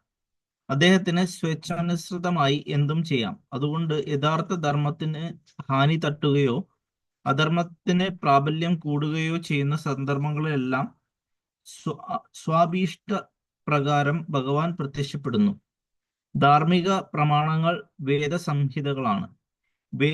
വേദോക്ത ആചാരങ്ങൾ ശരിക്കനുഷ്ഠിക്കാതെ വരുമ്പോൾ മനുഷ്യർ അധർമ്മികളാവും. വേദോക്ത സിദ്ധാന്തങ്ങൾ ദൈവിക നിയമങ്ങളാണെന്ന് ഭാഗവതം ഘോഷിക്കുന്നുണ്ട്. ധർമ്മത്തിന്റെ പ്രമാണങ്ങൾ ഉണ്ടാക്കാൻ ഭഗവാനെ കഴിയൂ. വേദങ്ങൾ തന്നെയും ബ്രഹ്മാവിന് ഹൃദയത്തിൽ ഭഗവാൻ ഉപദേശിച്ചവയാണെന്നത് ലോകസമ്മതമത്രേ. അതുകൊണ്ട് ധർമ്മ പ്രമാണങ്ങൾ ഭഗവത്ജ്ഞാനങ്ങളാണെന്ന് വരുന്നു. ധർമ്മം തു സാക്ഷാത് ഭഗവത് പ്രീണിതം. ഈ പ്രമാണങ്ങൾ ഭഗവത്ഗീതയിൽ എങ്ങും വ്യക്തമായി വിവരിക്കപ്പെടുന്നുണ്ട്. അവയെ ഭഗവത്ജ്ഞാനാനുസാരം പുലർത്തിപ്പോരലാണ് വേദങ്ങളുടെ ഉദ്ദേശം. ധർമ്മത്തിന്റെ അത്യുന്നത തത്വമെന്ന് ഭഗവാൻ സ്വാത്മാർപ്പണം ചെയ്യുക മാത്രമല്ലാതെ മറ്റൊന്നുമില്ലെന്ന് ഗീതയുടെ അവസാന ഭാഗത്ത് അദ്ദേഹം നിഷ്കർഷിക്കുന്നു. വൈദിക സിദ്ധാന്തങ്ങൾ ഒരാളെ കൊണ്ടെത്തിക്കുന്നത് സ്വയം ഭഗവാന് സമർപ്പിക്കലാണ്. ആ പ്രമാണങ്ങൾക്ക് അസുരന്മാർ ഊനം തട്ടിക്കുമ്പോൾ ഭഗവാൻ അവതരിക്കുന്നു. ഭൗതികവാദത്തിന് പ്രചാരം വർദ്ധിക്കുകയും തത്വനുയായികൾ പ്രമാണ്യത്തെ അതിനൊരു ഉപകരണമാക്കി എടുക്കുകയും ചെയ്യുകയും ചെയ്തപ്പോൾ ഉണ്ടായ കൃഷ്ണന്റെ അവതാരമാണ് ബുദ്ധൻ എന്ന് ശ്രീമദ് ഭാഗവതം പറയുന്നു. ചില പ്രത്യേക ഉദ്ദേശങ്ങൾക്ക് വേണ്ടി നിബന്ധനകളോടെ മൃഗബലി ചെയ്യാമെന്ന് വേദവിധിയുണ്ട്. എന്നാൽ അസുര സ്വഭാവമുള്ളവർ വേദാനുസൃതങ്ങളായ നിബന്ധനകൾ അനുസരിക്കാതെയും ഇവ ചെയ്യാൻ തുടങ്ങി. ഈ അസംബന്ധം നിരോധിക്കാനും വൈദികമായ അഹിംസാ ധർമ്മം നിലനിർത്താനുമായി ശ്രീബുദ്ധൻ അവതരിച്ചു. ഭഗവാന്റെ ഏതവതാരത്തിനും ഒരു പ്രത്യേക ഉദ്ദേശം നിറവേറ്റാനുണ്ട്. വൈദിക ഗ്രന്ഥങ്ങളിൽ അവയെല്ലാം വെളിവാക്കപ്പെട്ടിട്ടുണ്ട്. ധർമ്മശാസ്ത്രങ്ങളിൽ പ്രതിപാദിക്കപ്പെടാത്തതൊന്നും അവതാരമായി കരുതാൻ വയ്യ. ഭാരതത്തിന്റെ മണ്ണിൽ മാത്രമേ ഭഗവാൻ അവതരിക്കൂ എന്ന വിശ്വാസം ശരിയല്ല. അദ്ദേഹത്തിന് തോന്നുമ്പോൾ എവിടെയും എപ്പോൾ വേണമെങ്കിലും പ്രത്യക്ഷനാകാം. അന്നന്നത്തെ പ്രത്യേക പരിസ്ഥിതികളിൽ അതാത് ജനസമൂഹത്തിന് മനസ്സിലാക്കാൻ കഴിയുന്ന വിധത്തിൽ ഓരോ അവതാര കാലത്തും ഭഗവാൻ ധർമ്മോപദേശം ചെയ്യുന്നു. എവിടെയും ലക്ഷ്യമെന്നാണ് ജനങ്ങളെ ഈശ്വരാവബോധത്തിലേക്കും ധാർമ്മിക പ്രമാണങ്ങളനുസരിക്കുന്ന തലയിലേക്കും നയിക്കൽ. ചിലപ്പോൾ അദ്ദേഹം സ്വയം അവതരിക്കുന്നു. പുത്രന്റെയോ ഭൃത്യന്റെയോ രൂപത്തിൽ തന്റെ വിശ്വാസനായ പ്രതിനിധിയെയായിരിക്കും ചിലപ്പോൾ അയക്കുന്നത്. ചിലപ്പോൾ അദ്ദേഹം യഥാർത്ഥ രൂപം മറച്ചുവെച്ചുകൊണ്ടും അവതരിക്കുന്നു. അർജുനനും അതുപോലെ ആത്മോക്ഷർഷം നേടിയവർക്കും മാണ് ഭഗവത്ഗീതാ തത്വങ്ങൾ ഉപദേശിക്കപ്പെട്ടിട്ടുള്ളത്. കാരണം ലോകത്തിലെങ്ങുമുള്ള സാധാരണ മനുഷ്യരെ അപേക്ഷിച്ച് ഒരു ഉന്നത നിലയിലായിരുന്നു അർജുനൻ. 2 2 4 ഗണിത സിദ്ധാന്തം കണക്കിന്റെ ആദ്യത്തെ ക്ലാസ്സിൽ എന്ന പോലെ ഉയർന്ന ക്ലാസ്സുകളിലും അനുയോജ്യമത്രേ. എങ്കിലും പ്രഥമ ഗണിതവുമുണ്ട്. ഭഗവാന്റെ അവതാരങ്ങളെല്ലാം പഠിപ്പിക്കുന്നത് ഒരേ സിദ്ധാന്തങ്ങളാണ്. പരിതസ്ഥിതികളനുസരിച്ച് അവ സാധാരണങ്ങളും ഉത്കൃഷ്ടങ്ങളുമായി തീരുന്നു. ചാതുർവർണ്ണത്തെയും ചാതുരാശ്രമങ്ങളെയും സ്വീകരിക്കുന്നതോടുകൂടിയാണ് ധാർമ്മികമായ ഉന്നത മൂല്യങ്ങൾ ആരംഭിക്കുന്നത്. അതിനെപ്പറ്റി പിന്നീട് വിവരിക്കാം. അവതാരങ്ങളുടെ ഉദ്ദേശം എല്ലായിടത്തും കൃഷ്ണാവബോധം പ്രചരിപ്പിക്കലാണ്. ഈ അവബോധം വ്യത്യസ്തങ്ങളായ ചുറ്റുപാടുകളിൽ മാത്രം ആവിർഭവിക്കുകയും നഷ്ടപ്പെടുകയും ചെയ്യുന്നു. Hare Krishna. Hare Krishna. Thank you bro. Famous ആയിട്ടുള്ള ശ്ലോകമാണ്. യഥാ യഥാ ഹി ധർമ്മസ്യ ഗ്ലാനിർ ഭവതി ഭാരത. പറയുന്നു ഭഗവാൻ, എപ്പോഴാണോ എവിടെയാണോ ധർമ്മത്തിന് ഗ്ലാനി സംഭവിക്കുന്നത്, ഗ്ലാനി എന്ന് പറഞ്ഞു കഴിഞ്ഞാൽ വീഴ്ച സംഭവിക്കുന്നത്, ഒരു ഡിക്ലൈൻ സംഭവിക്കുന്നത്, റിലീജിയസ് പ്രാക്ടീസസ് ഒക്കെ ഡിക്ലൈൻ ആവുന്നത് എപ്പോഴാണോ, അതാണ് ധർമ്മത്തിന് ഗ്ലാനി സംഭവിക്കുക എന്ന് പറഞ്ഞു കഴിഞ്ഞാൽ. അപ്പോൾ ആ സമയത്ത് എന്താണ് പറയുന്നത്? അഭ്യുത്ഥാനം അധർമ്മസ്യ തദാത്മാനം സൃജാമ്യഹം. അപ്പോൾ ധർമ്മത്തിന് ഗ്ലാനി സംഭവിക്കുമ്പോൾ എന്താണ് സംഭവിക്കുക? ധർമ്മം താഴുമ്പോൾ എന്താണ് കൂടുന്നത്? അധർമ്മം കൂടുന്നു, അല്ലെ? ഇറിലീജിയൻ കൂടുന്നു. റിലീജിയസ് പ്രാക്ടീസസ് കുറയുമ്പോൾ ഇറിലീജിയൻ കൂടുന്നു. ധർമ്മം താഴുമ്പോൾ അധർമ്മം കൂടുന്നു. അതാണ് പറയുന്നത്. അങ്ങനെ ആ സമയത്താണ് ഞാൻ അവതാരം എടുക്കുന്നത് എന്നാണ് പറയുന്നത്. അവതാരം എടുത്തിട്ട് എന്തിനാണ്? ആ സിറ്റുവേഷനെ റിവേഴ്സ് ചെയ്യാൻ വേണ്ടിയിട്ട്. ധർമ്മം താഴ്ന്ന് അധർമ്മം കൂടുതൽ കൂടിപ്പോകുന്നു, അധർമ്മികൾ കൂടുന്നു, റിലീജിയസ് പ്രാക്ടീസസ് എല്ലാം നിൽക്കുന്നു. ആ സമയത്ത് ഭഗവാൻ അവതാരം എടുത്ത് അതിനെ എസ്റ്റാബ്ലിഷ് ചെയ്യുകയാണ് ചെയ്യുന്നത്. ധർമ്മത്തെ എസ്റ്റാബ്ലിഷ് ചെയ്യുകയാണ് ഭഗവാൻ ചെയ്യുന്നത്, പുനഃസ്ഥാപിക്കുകയാണ് ചെയ്യുന്നത്. അതാണ് ഭഗവാന്റെ അവതാരത്തിന്റെ ഉദ്ദേശം. ഇത് actually one of the reason ആണ്, ഭഗവാന്റെ അവതാരങ്ങളുടെ വൺ ഓഫ് ദ റീസൺ ആയിട്ടാണ് ഭഗവാൻ പറയുന്നത്. എന്നാലും ഇത് ബാഹ്യമായിട്ടുള്ള കാരണമാണ്. ആക്ച്വലി റിലീജിയൻ അല്ലെങ്കിൽ ഈ ഒരു ഡിക്ലൈൻ സംഭവിക്കുമ്പോൾ ബാഹ്യം എന്ന് പറഞ്ഞ എക്സ്റ്റേണൽ റീസൺ. എപ്പോഴും ഭഗവാന്റെ അവതാരങ്ങൾക്ക്, എല്ലാ അവതാരങ്ങൾക്കും എക്സ്റ്റേണൽ റീസൺ ഉണ്ടാവും, ഇന്റേണൽ റീസൺ ഉണ്ടാവും. എക്സ്റ്റേണൽ റീസൺ എന്ന് പറഞ്ഞു കഴിഞ്ഞാൽ കോമൺ ആയിട്ടുള്ള റീസൺ എന്താണ് എന്നുള്ളത് ഫോർ ജനറൽ പബ്ലിക്കിന്. ഇന്റേണൽ റീസൺ ഭഗവാന്റെ ഉള്ളിലുള്ള ചില ആഗ്രഹങ്ങൾ ഉണ്ടാവും, അതും കൂടെ സാറ്റിസ്ഫൈ ചെയ്യാൻ വേണ്ടിയിട്ട്, അല്ലെങ്കിൽ അതും കൂടെ നടക്കാൻ വേണ്ടിയിട്ട് അദ്ദേഹം അവതാരം എടുക്കുന്നത്. ചൈതന്യ മഹാപ്രഭുവിന്റെ അവതാരമാണെങ്കിലും കൃഷ്ണന്റെ അവതാരമാണെങ്കിലും അങ്ങനെ തന്നെയാണ്. ഇവിടെ ആദ്യത്തെ ശ്ലോകത്തിൽ അദ്ദേഹത്തിന്റെ ഇതിന്റെ എക്സ്റ്റേണൽ റീസൺ ആണ് പറയുന്നത്. അതായത് ധർമ്മത്തിന് ഗ്ലാനി സംഭവിക്കുമ്പോൾ ഞാൻ അവതരിക്കുന്നു, അങ്ങനെ ധർമ്മത്തെ പുനഃസ്ഥാപിക്കുന്നു എന്ന് പറയുന്നു. ഇനി ബാക്കിയുള്ളത് നമ്മൾ അടുത്ത ശ്ലോകങ്ങളിൽ ഡിസ്കസ് ചെയ്യുമ്പോൾ ചർച്ച ചെയ്യാം. ഇപ്പൊ ഇവിടെ ശ്രജാമി എന്ന് പറയുന്ന വാക്ക് കാണാം, അല്ലെ? ശ്രജാമി എന്ന് പറഞ്ഞു കഴിഞ്ഞാൽ ആക്ച്വലി അതിൽ നിന്ന്, ആ വാക്കിൽ നിന്ന് തന്നെ മനസ്സിലാക്കാം ഭഗവാൻ ജനിക്കുക എന്നുള്ളതല്ല, മാനിഫെസ്റ്റ് ചെയ്യുക എന്ന് പറയുന്നത്, അല്ലെങ്കിൽ അപ്പിയർ ചെയ്യുക, അവതരിക്കുക എന്നാണ് അതിന്റെ അർത്ഥം. അല്ലാതെ നമ്മളെ പോലെ ഒരു ഭൗതിക ശരീരത്തിൽ നിന്ന്, അല്ലെങ്കിൽ ഭൗതിക ശരീരം സ്വീകരിച്ചു വരുന്നു എന്നുള്ളതല്ല. ഹീസ് മാനിഫെസ്റ്റിംഗ്, അല്ലെങ്കിൽ അദ്ദേഹം മാനിഫെസ്റ്റ് ചെയ്യുക എന്ന് പറഞ്ഞു കഴിഞ്ഞാൽ പ്രകടമാവുന്നു. പ്രകടമാവുക എന്ന് പറഞ്ഞു കഴിഞ്ഞാൽ നമ്മളെ പോലെ ജനിക്കുന്ന ഒരു അവസ്ഥയല്ല. അത് നമുക്കറിയാം, ദേവകി റാണിയുടെയും വസുദേവരുടെയും പുത്രനായിട്ട് ഭഗവാൻ അവതരിക്കുന്ന സമയത്ത് ജയിലിൽ വെച്ച് സംഭവിക്കുന്നു. കൃഷ്ണൻ പുറത്തു വരുന്നു, അല്ലെ? ഭഗവാൻ കൃഷ്ണൻ വിഷ്ണുവിന്റെ വിഷ്ണു രൂപത്തിലാണ് വരുന്നത്, ശംഖ് ചക്ര ഗദാ പത്മവുമായിട്ട്. പക്ഷെ കുട്ടിയായി. എന്നാൽ അദ്ദേഹത്തിന് ആഭരണങ്ങൾ ഉണ്ടായിരുന്നു. അദ്ദേഹം എല്ലാ ആഭരണങ്ങളും ധരിച്ച് തന്നെയാണ് അദ്ദേഹം വന്നത്. ഫുൾ ഡെക്കറേഷനോട് കൂടിയിട്ടാണ് വന്നിട്ടുള്ളത്. അങ്ങനെ സാധാരണ കുട്ടികൾക്ക് സംഭവിക്കില്ല, അല്ലെ? അപ്പോൾ ഭഗവാൻ actually he was appearing there, അവതരിക്കുകയാണ് ചെയ്യുന്നത്. അതാണ് സൃജാമി എന്ന് പറയുന്ന വാക്ക് ഉപയോഗിച്ചിട്ടുള്ളത് ഇവിടെ. അപ്പോൾ ഇപ്പോൾ അവസാനം ഭഗവാൻ കൃഷ്ണൻ, സ്വയം ഭഗവാൻ കൃഷ്ണൻ, പരമദിവ്യോത്തമ പുരുഷൻ കൃഷ്ണൻ, എല്ലാ അവതാരങ്ങളുടെയും ഉറവിടമായിട്ടുള്ള കൃഷ്ണൻ, ഈശ്വര പരമ കൃഷ്ണ സച്ചിദാനന്ദ വിഗ്രഹ,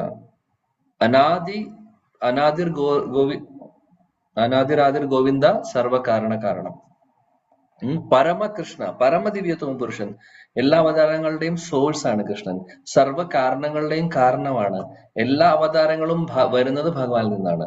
അങ്ങനെ ഉള്ള സ്വയം ഭഗവാൻ കൃഷ്ണൻ ബ്രഹ്മാവിന്റെ ഒരു ദിവസത്തിൽ ഒരു പ്രാവശ്യമേ അവതാരമെടുക്കുള്ളൂ, ആസ് ഹിംസെൽഫ്, കൃഷ്ണനായിട്ട്. അതാണ് സ്പെഷ്യാലിറ്റി. കാര്യം നമുക്കറിയാം, ബ്രഹ്മാവിന്റെ ഒരു ദിവസത്തില് എത്ര വർഷങ്ങളുണ്ട്? ദിവ്യ മാതാജി, പ്ലീസ് എക്സ്പ്ലെയിൻ.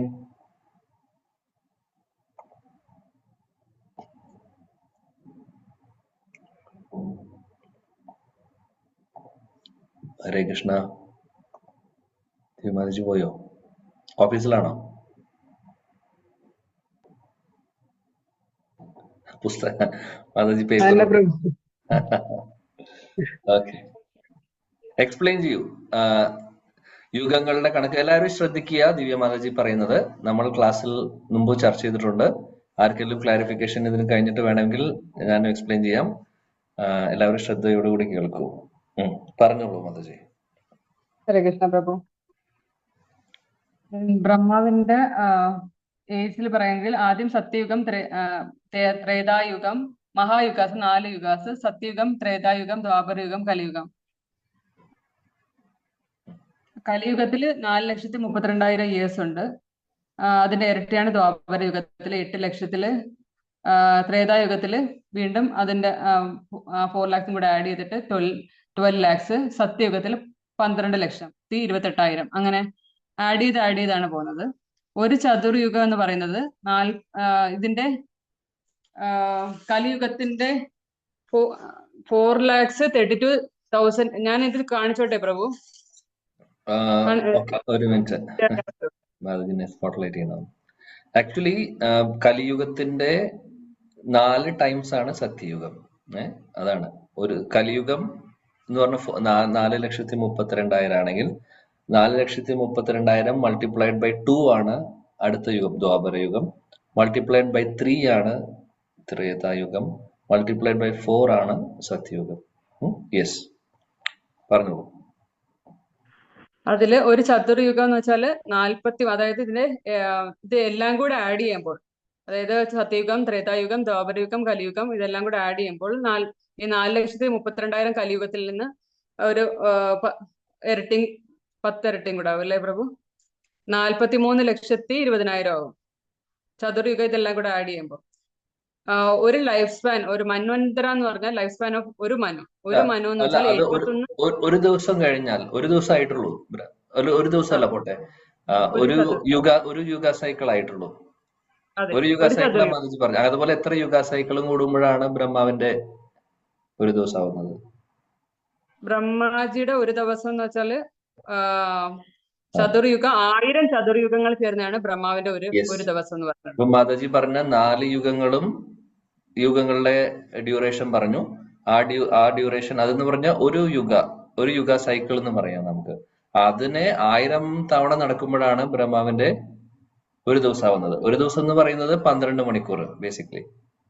യെസ്, അങ്ങനെ 12 മണിക്കൂറാണ് ഈ 1000 ചതുർയുഗങ്ങൾ ചേരുന്നത്. ലൈഫ് സ്പാൻ ഓഫ് ബ്രഹ്മാജി വരുമ്പോൾ അത് തന്നെ 1000 ചതുർയുഗങ്ങൾ ചേരുന്നത് into 2 ഡേ ആൻഡ് നൈറ്റ്. അതിൽ ഒരു ദിവസത്തെ കിട്ടും. ഒരു ദിവസത്തെ കിട്ടിയിട്ട് പിന്നെ അതിനെ 360 കൊണ്ട് മൾട്ടിപ്ലൈ ചെയ്യുമ്പോൾ ഒരു വർഷത്തെ കിട്ടും, ഒരു വർഷത്തെ ആയുസ്. ആ ബ്രഹ്മാജിയുടെ ലൈഫ് എന്ന് വെച്ചാൽ 100 ഇയേഴ്സ് ആയിട്ടാണ് കണക്കാക്കുന്നത്. അപ്പം ഇത്രയും കിട്ടിയ ആൻസറിന്റെ കൂടെ, അതായത് 1000 ചതുർയുഗം മൾട്ടിപ്ലൈ ചെയ്യുമ്പോൾ 2 ഡേയും നൈറ്റും ആവും ഒരു ദിവസത്തെ ഫുൾ 24 അവേഴ്സിൽ. അതിനെ 360 മൾട്ടിപ്ലൈ ചെയ്യുമ്പോൾ ഒരു വർഷത്തെ കിട്ടും. അതിനെ 100 അതായത് ബ്രഹ്മാജിയുടെ ഏജ് 100 ഇയേഴ്സ് കൊണ്ട് മൾട്ടിപ്ലൈ ചെയ്യുമ്പോൾ 311 ട്രില്യൺ 40 ബില്യൺസ്. അതാണ് ബ്രഹ്മാജിയുടെ life span. Okay, very good. Yes. So മാതാജി ഇത് കഴിഞ്ഞിട്ട് ഗ്രൂപ്പിൽ പോസ്റ്റ് ചെയ്തോളൂ. മാതാജി എഴുതിയത് എനിക്ക് അയച്ചിട്ടുണ്ടായിരുന്നു. So you can post in the group also. Okay, അത് അത്രയും പറഞ്ഞു. അത് നമ്മൾ പറഞ്ഞു. ഇപ്പൊ ഇവിടെ പ്രഭുപാദജി പറയുന്നുണ്ട്, എന്താണ് പറയുന്നത്, ഭഗവാൻ അങ്ങനെ ദ്വാപരയുഗത്തില് 28ാമത്തെ മില്ലേനിയത്തില് അദ്ദേഹം 7ാമത്തെ മനുവിന്റെ സമയത്ത് വന്നു എന്നുള്ളത്. അതും കൂടെ പറയൂ. അതില് നമ്മളിപ്പോൾ ഏഴാമത്തെ മനുവില് 6 മനു ഓൾറെഡി കഴിഞ്ഞു. 7ാമത്തെ മനുവില് 28ാമത്തെ ചതുർയുഗത്തില് ആണ് നമ്മള്. അതിന് തൊട്ട് മുമ്പത്തെ ദ്വാപര യുഗത്തിലാണ് ഭഗവാന്, ജസ്റ്റ് കുറച്ച് നാൾ മുമ്പാണ് ഭഗവാന് ജനിച്ചത്, അതായത് 5000 വർഷങ്ങൾക്ക് മുമ്പ്. അതായത് 7th മനുവില് തന്നെ ഇതേ സെയിം മനുവില് 28ാമത്തെ ചതുർയുഗത്തില് ദ്വാപര യുഗത്തിലാണ് ഭഗവാൻ വന്നത്. 28ാമത്തെ മില്ലേനിയത്തിൽ തന്നെയാണ് നമ്മളും ഇരിക്കുന്നത്. ആക്ച്വലി നമ്മളും ഭഗവാന്റെ അവതാരം കഴിഞ്ഞ് വെറും 5000 വർഷങ്ങളായിട്ടുള്ളൂ. 5000 വർഷം ഈ മില്ലേനിയത്തിന്റെ കണക്കില് വെരി വെരി ഇൻസിഗ്നിഫിക്കന്റ്, കടുകുമണി പോലെയാണ്, ഇന്നലെ നടന്ന പോലെയാണ് ആക്ച്വലി.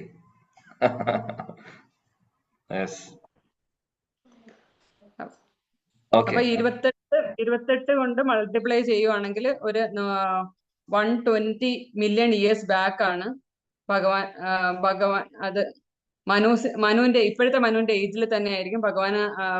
അന്ന് പറഞ്ഞില്ലായിരുന്നു പ്രഭു, നമുക്ക് ഭഗവത്ഗീത ആദ്യത്തെ ശ്ലോകത്തില്, ഈ 4th ചാപ്റ്ററിലെ ആദ്യത്തെ ശ്ലോകത്തില് വിവസ്വാനോട് പറഞ്ഞ കാര്യം ഭഗവാൻ പറയുന്നുണ്ട്. അല്ല, ഇത്രയും വർഷങ്ങൾ മുമ്പ് ഞാൻ പറഞ്ഞിട്ടുണ്ട് എന്നുള്ളത്. അപ്പൊ അതിന്റെ കണക്കാണ് മാതാജി പറയുന്നത്. ഓക്കെ, ഒന്നുകൂടെ പറയൂ, അപ്പൊ എല്ലാവർക്കും ക്ലിയർ ആവട്ടെ. അതില് ഫസ്റ്റ് ചാപ്റ്ററിൽ ഫസ്റ്റ് ശ്ലോകയില് പറയുന്നത്, ഒരു സെക്കൻഡ് പ്രഭു,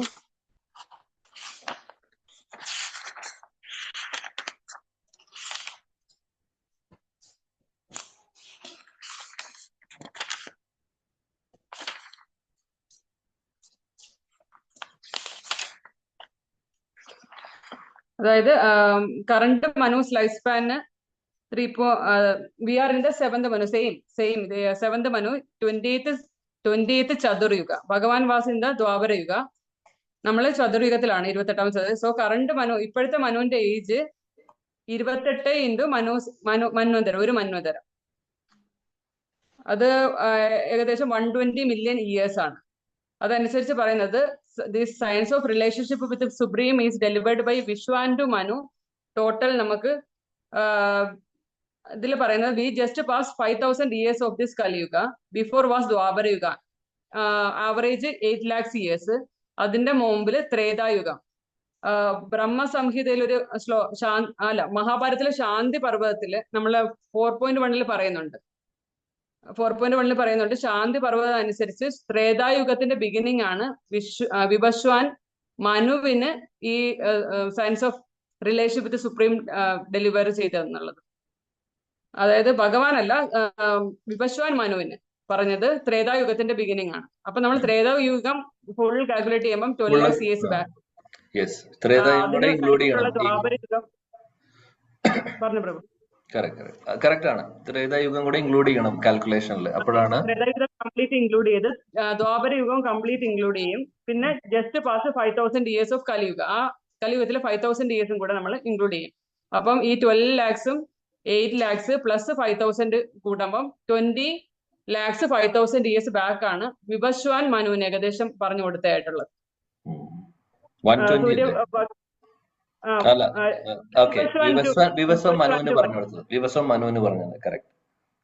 അപ്പം ശ്രീല പ്രഭാത് പറയുന്ന അനുസരിച്ച് അങ്ങനെ വെച്ച് നോക്കുവാണെങ്കിൽ ഏകദേശം മനു ജനിക്കുന്നതിന് മുമ്പായിരിക്കും, ഈ കറണ്ട് മനുവിന്റെ ഏജിന് മുമ്പായിരിക്കും ഭഗവാൻ വിവസ്വാന് പറഞ്ഞു കൊടുത്തത്.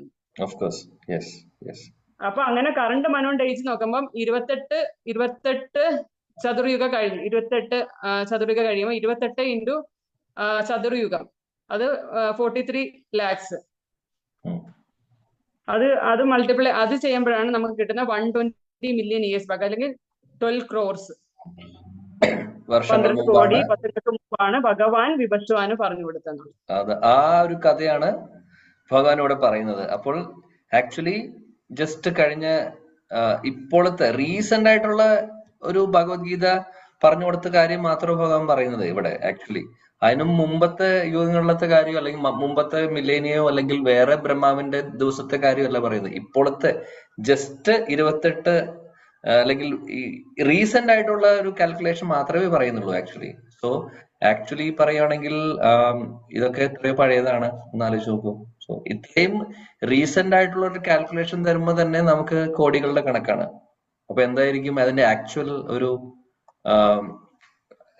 അത് എത്രയും പഴയതാണ് ഈ ഒരു ജ്ഞാനം എന്നുള്ളത്, അല്ലെ? ആക്ച്വലി ഇതെല്ലാം വേദങ്ങളുടെ ഭാഗമാണ്. അതുകൊണ്ട് ഇറ്റ്സ് ഓൾ ഭഗവാൻ. ഇതിനൊരു ഡ്യൂറേഷൻ നമുക്ക് പറയാൻ സാധിക്കില്ല. വേദങ്ങൾ ഭഗവാൻ ക്രിയേഷൻ ചെയ്യുന്ന സമയത്ത് ഭഗവാന്റെ ശരീരത്തിൽ നിന്ന് വരുന്നതാണ്, അല്ലെങ്കിൽ ബ്രഹ്മാജിക്ക് ആദ്യം പറഞ്ഞു കൊടുക്കുന്നതാണ്. അപ്പോൾ ബ്രഹ്മാജിക്ക് ആദ്യം പറഞ്ഞു കൊടുക്കുന്ന വേദം എന്ന് പറയുന്നത് അതിലെല്ലാം ഇൻക്ലൂഡഡ് ആണ്. ഭഗവത്ഗീതയിലെ ഫിലോസഫിയും ഭഗവത്ഗീതയും Bhagavatam everything is included actually. ഇവിടെ ശിലപ്രഭാത് ഭാവാർത്ഥത്തിൽ പറയുന്നത് ദ്വാപര യുഗത്തില് ഭഗവാൻ കഴിഞ്ഞ, അതായത് നമ്മളിപ്പോൾ ഇരിക്കുന്ന കലിയുഗത്തില്, നമ്മളിപ്പോൾ ഇരിക്കുന്നത് കലിയുഗത്തിലാണ്. വൺ ഓഫ് ദ കലിയുഗ. 4,32,000 കലിയുഗമുണ്ട്. അതിലെ ഒരു കലിയുഗത്തിലാണ് നമ്മൾ ഇരിക്കുന്നത്. നമ്മളെക്കാൾ തൊട്ടു മുമ്പത്തെ ദ്വാപര യുഗത്തില് ഭഗവാൻ കൃഷ്ണൻ അവതാരം കൊടുക്കുന്നത്, അതായത് ഏകദേശം 5000 വർഷങ്ങൾ മുമ്പ് 28ാമത്തെ മില്ലേനിയത്തില്, നേരത്തെ മാതാജി പറഞ്ഞ പോലെ 7ാമത്തെ മനുവിന്റെ. വളരെ സ്പെസിഫിക് ആണ് കൃഷ്ണന്റെ അവതാരം. അതായത് അപ്പൊ ചുരുക്കം പറയുകയാണെങ്കിൽ ബ്രഹ്മാവിന്റെ ഒരു ദിവസത്തിൽ ഒരു പ്രാവശ്യം മാത്രമാണ് ഭഗവാൻ അവതരിക്കുന്നത്, കൃഷ്ണൻ അവതരിക്കുന്നത്. അതേപോലെ തന്നെ എപ്പോഴാണോ കൃഷ്ണൻ ആസ് ഇറ്റ് ഈസ് ഭഗവാൻ കൃഷ്ണൻ അവതരിക്കുന്നത്, ഇതേപോലെ ബ്രഹ്മാവിന്റെ ഒരു ദിവസത്തിൽ ഒരു പ്രാവശ്യം, അതിനുശേഷം വരുന്ന സബ്സിക്വന്റ് ആയിട്ടുള്ള കലിയുഗത്തിലാണ് ശ്രീ ചൈതന്യ മഹാപ്രഭു വരുന്നത്. നമ്മൾ ചൈതന്യ മഹാപ്രഭു ഈ കലിയുഗത്തിലാണ് വന്നിട്ടുള്ളത്. നമ്മൾ ഇരിക്കുന്ന സെയിം കലിയുഗത്തില്, വെറും 500 വർഷങ്ങൾ മുമ്പ് മാത്രം. So it is very very. ഇപ്പോൾ നമ്മൾ ഈ ഒരു കാൽക്കുലേഷൻ നോക്കുവാണെങ്കിൽ ഇറ്റ് ഈസ് ഈ വലിയ വലിയ കാൽക്കുലേഷൻ ഇയേഴ്സ് നോക്കുവാണെങ്കിൽ മഹാപ്രഭു ഇന്ന് തന്നെയാണ് ദ സെയിം ഡേ, നമ്മളിരിക്കുന്ന സെയിം ഡേയിൽ വന്ന പോലെ ഇതിന് തുല്യമാണ്. അത്രയും ക്ലോസ് ആണ് actually. So we are so fortunate. അതുകൊണ്ടാണ് പറയുന്നത് ഇതേപോലെ മഹാപ്രഭു അവതരിച്ചു വെറും 500 വർഷങ്ങൾ മുമ്പ്. അതേപോലെ കൃഷ്ണൻ അവതരിച്ചിട്ട് 5000 വർഷമേ ആയിട്ടുള്ളൂ. അപ്പോൾ അത്രയും ക്ലോസ് പ്രോക്സിമിറ്റിയിൽ നമുക്ക് മനുഷ്യജന്മം കിട്ടിയിരിക്കുകയാണ്. അപ്പോൾ just imagine, just think about it, how much fortunate we are. ഒരു ഹ്യൂമൻ ബോഡി നമുക്ക് കിട്ടി. ഹ്യൂമൻ ബോഡി കിട്ടിയെന്ന് മാത്രമല്ല, now we are trying to എന്താ പറയാ, ഈ സ്പിരിച്വാലിറ്റിയുടെ പാത്തിൽ നമ്മൾ നടന്നു തുടങ്ങിയിരിക്കുകയാണ്.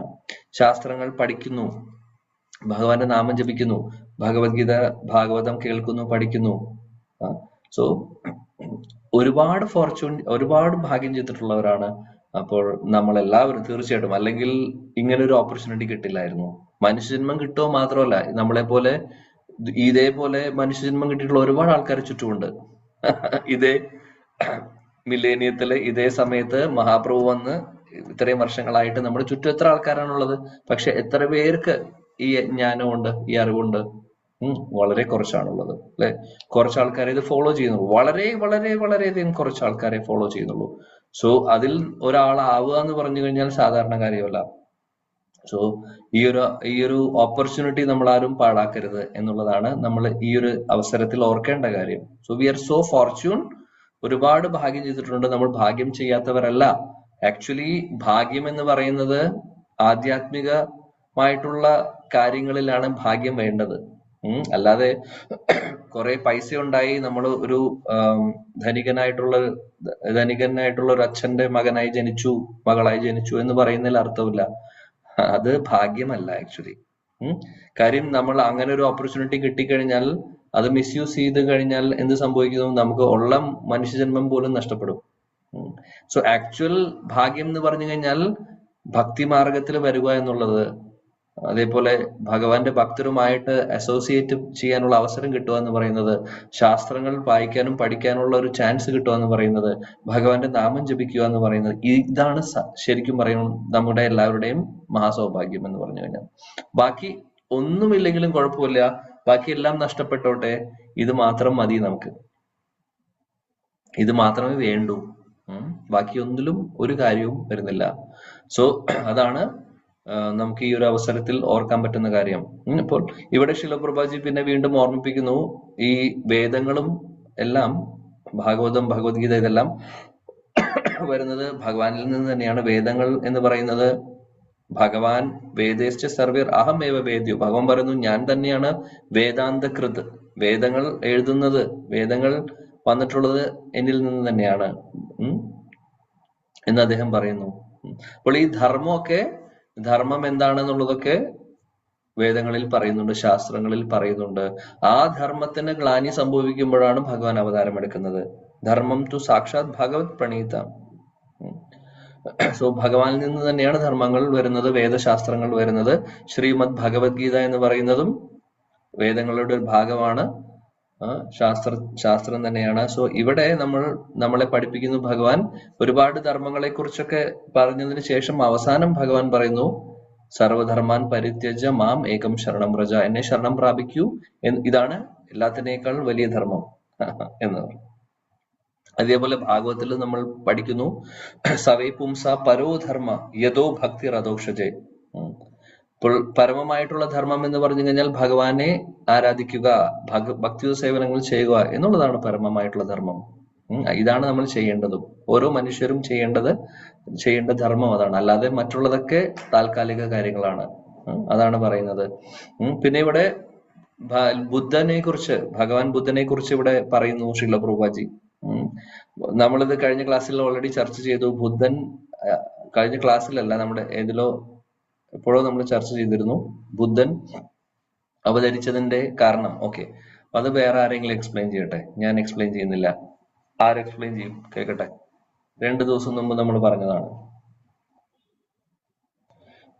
കേട്ടവര് ഓർത്ത്. എന്തുകൊണ്ട് ബുദ്ധൻ, നമ്മൾ പറഞ്ഞിരുന്നു ശങ്കരാചാര്യരുടെ അവതാരത്തെ കുറിച്ചും ബുദ്ധൻ അവതരിച്ചതിനെ കുറിച്ചും ഒക്കെ നമ്മൾ എക്സ്പ്ലെയിൻ ചെയ്തിരുന്നു, മായാവാദ ഫിലോസഫിയെ കുറിച്ച് സംസാരിച്ച സമയത്ത്. ഇവിടെ ശില പ്രഭുപാദി ബുദ്ധദേവനെ കുറിച്ച് പറയുന്നുണ്ട്. ഭഗവാൻ ബുദ്ധൻ ഭഗവാന്റെ തന്നെ അവതാരമാണ്, അദ്ദേഹം അവതരിക്കുന്നുണ്ട്. For what? എന്തായിരുന്നു പർപ്പസ്?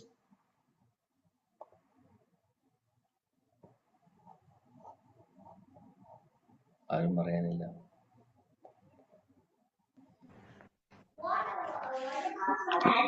ധർമ്മത്തിനെ വേണ്ട രീതിയിൽ ഉപയോഗിക്കാതെ വന്നപ്പോൾ അങ്ങനെ കംപ്ലീറ്റ് വേദാസ് റിജക്ട് ചെയ്യാൻ വേണ്ടിയിട്ട്. എന്തുകൊണ്ട് റിജക്ട് ചെയ്യാൻ പറഞ്ഞു? ഇവിടെ പറഞ്ഞിട്ടുണ്ടല്ലോ, ഇവിടെ എഴുതിയിട്ടുണ്ടല്ലോ ഓൾറെഡി ശിലപ്രഭാത് ഭാവാർത്ഥത്തില്. ആക്ച്വലി നോക്കിക്കഴിഞ്ഞാൽ ഈസ് റൈറ്റിംഗ് ഹിയർ. എന്തുകൊണ്ടാണ്?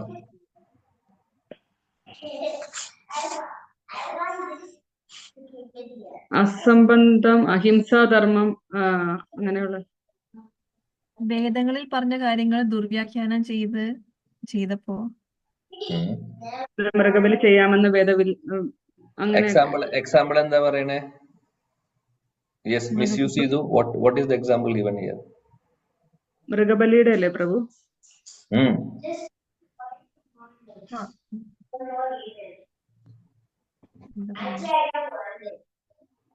യെസ്, പറയൂ.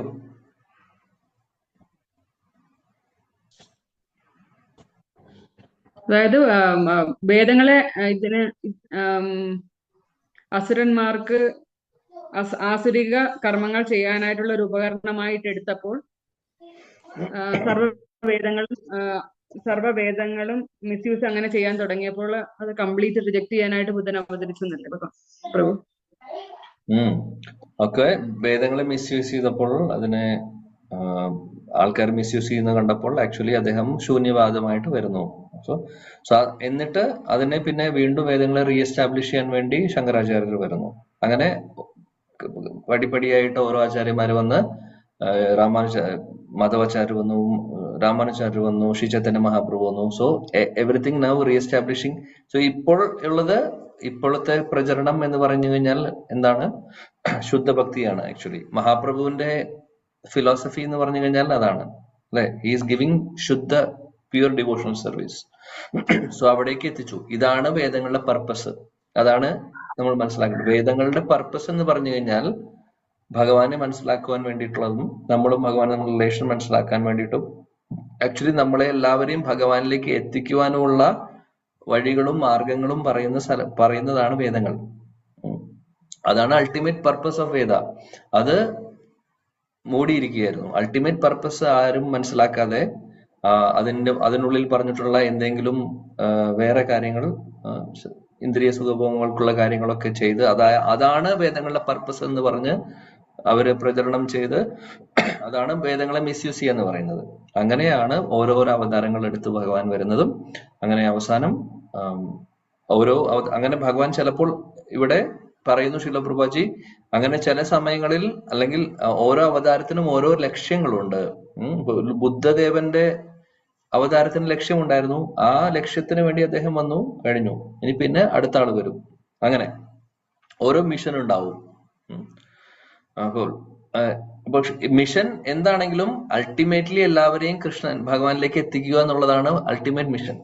അത് നമ്മൾ മനസ്സിലാക്കണം. എല്ലാവരെയും കൃഷ്ണാവബോധത്തിലേക്ക് എത്തിക്കുക. പക്ഷെ ടൈം, പ്ലേസ്, സർക്കംസ്റ്റൻസ് അനുസരിച്ചിട്ട് മാറും. കാര്യം പർപ്പസ് മാറുമ്പോൾ, കാര്യം ആ സമയത്തെ സിറ്റുവേഷൻ അനുസരിച്ചിട്ടുള്ള കാര്യമായിരിക്കും ഭഗവാൻ ചെയ്യുക. അത് കഴിഞ്ഞിട്ടുള്ള ബാറ്റൺ അടുത്ത ആൾ കൊടുക്കും. പിന്നെ അടുത്ത ആള് വന്ന് ബാക്കി ചെയ്യും. അത് കഴിഞ്ഞ് അടുത്ത ആള് വന്ന് ബാറ്റൺ കൊടുത്തു, അടുത്ത ആൾ കൊടുത്തു. അങ്ങനെയാണ് പോകുന്നത്. അങ്ങനെ ഭഗവത്ഗീതയില് അല്ലെങ്കിൽ ശാസ്ത്രങ്ങളിൽ ഇതെല്ലാം വളരെ ക്ലിയർ ആയിട്ട് പറയുന്നുണ്ട്. എല്ലാ പ്രിൻസിപ്പിൾസും പറയുന്നുണ്ട്. ഇവിടെ ഭഗവാൻ എടുത്തു പറയുന്നു അദ്ദേഹത്തിന്റെ അവതാരത്തിന്റെ കാരണങ്ങളെ കുറിച്ച്. അപ്പോൾ അങ്ങനെ വേദങ്ങളിൽ ഇതെല്ലാം അവൈലബിൾ ആണ്. ഈ നോളജ് എല്ലാം അവൈലബിൾ ആണ്. പക്ഷെ പ്രഭുജി കൺക്ലൂഡ് ചെയ്യുന്നു, ഈ ഒരു ഭാവാർത്ഥം പറയുന്നത് എന്താണെന്ന് വെച്ചാൽ ഓരോ ഇൻകാർണേഷൻ, ഓരോ അവതാരങ്ങളുടെയും അല്ലെങ്കിൽ ഏത് അവതാരമാവട്ടെ എന്തെങ്കിലും സ്പെസിഫിക് ആയിട്ടുള്ള ഒരു മിഷൻ ഉണ്ടാവും. എന്നിരുന്നാലും അൾട്ടിമേറ്റ് ആയിട്ടുള്ള പർപ്പസ് എന്താണ്? എല്ലാവരുടെ ഉള്ളിലും കൃഷ്ണാബോധം വളർത്തുക എന്നുള്ളതാണ്.